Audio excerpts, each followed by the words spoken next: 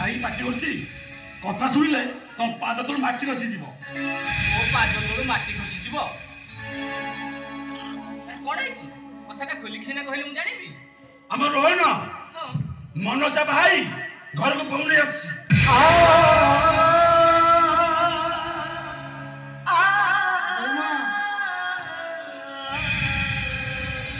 ଆମ ରୋହନଟା ବାହା ହେଇଗଲା ଅଥଚ ଆମକୁ ଟିକେ ଜଣେଇଲାନି। ସେ କଥା ଆମକୁ ଜଣେଇଥିଲେ ଆମେ କଥା ମନେ କରିଥାନ୍ତେ। ବୋମା ଏ ବୋମା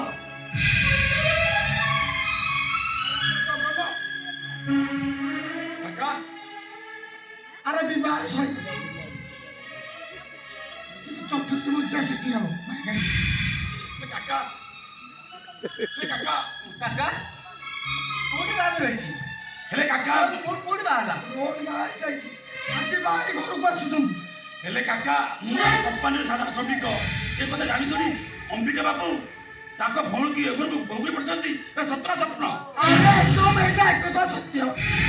তুই তো জানিଛୁ অম্বিকা বাবু জଣେ ଦୟାର କେଦାର କୁହ ତାଙ୍କ ଆଗରେ ଧନୀ ଗରିବ ସବୁ ସମାନ। ଏପା ଜଗନ ବିବାହୀ ଆଜି ସେ ଘରକୁ ଆସୁଛି କିନ୍ତୁ ବଞ୍ଚିତ ସେଠି ହବ ଯେ କାକା ଧନୀ ଘର ଅଛି ସେ ନ ହେଇଥିଲେ ବି ହାତ ଥରୁଛି। ଆମେ ତାକୁ ଏ ଘରେ ସ୍ୱୀକୃତି ଦେଇଥାନ୍ତୁ। କାହିଁକି ଜାଣିଛ କାକା? କାହିଁକି ଜାଣିଛ ମୋ ରୋହନର ଚଏସ୍ କେବେ ଭୁଲ ହେଇନଥିବ।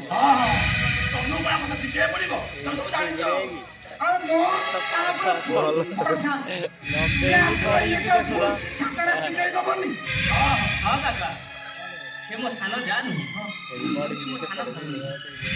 ଓଡ଼ିଆ ଘର ରୀତିନୀତି ହିସାବରେ ଗହଳିଆ ଟିକେ ଲାଗିବ କାହିଁକି ଆଡେ ଖେଳି ଚାଲି ବାପା ଶୁଣିଲେ ବି ଗହଳିଆ ଲାଗିବ। କାକା କେ ପୁଣି କଣ ଯାତ୍ରା ଏତେ ଭଲ ହଉଛି ଲୋକ ଶୋଇପଡ଼ିଲେ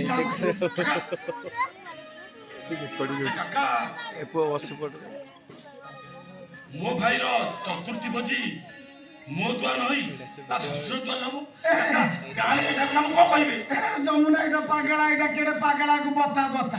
ଆରେ ତୋ ପାଖରେ ପଇସା ଅଛି? ଆରେ ଏତେ ବଡ଼ ଭୋଜି ତୁ ଦେଇପାରିବୁ? ଆରେ ଭାବେ ଅମ୍ବିକାକୁ ଭୋଜି ଦଉଛନ୍ତି ତୁ ଯାଇ ସେଠି ଖାଇବୁ।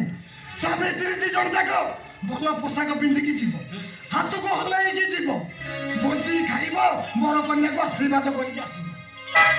ଏଇଠି ବାବା ଆଇଲେ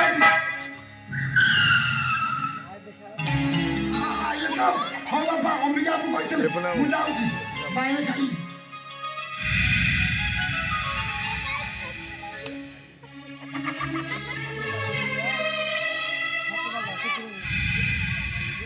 এই যমুনা ମୋତେ ଭାରି ଭୟ ଲାଗୁଛି ଲୋ। ସେମାନେ ମୋ ଭାଇକୁ ମୋ ହାତରୁ ଛଡ଼େଇ ନେବେନି ତ? ନାଇଁ ନାଇଁ ତମେ ସେମିତି କାହିଁ ଭାବୁଛ? ରକ୍ତ ଠାରୁ ରକ୍ତ କଣ କେବେ ଅଲଗା ହେଇପାରେ? ଭାଇ ଭାଇ